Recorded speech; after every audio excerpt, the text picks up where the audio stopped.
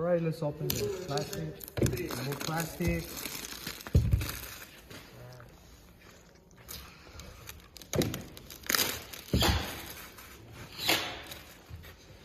Then we're going to connect the front with the sides.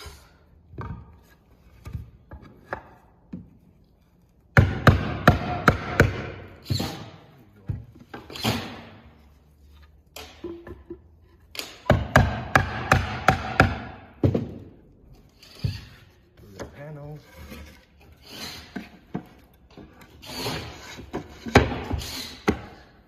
The back.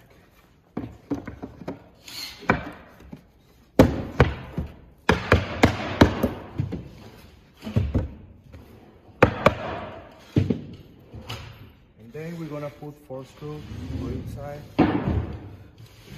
Easy.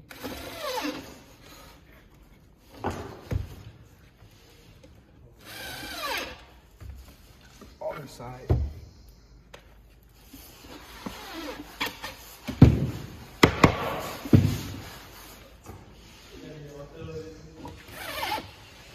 And then it's done.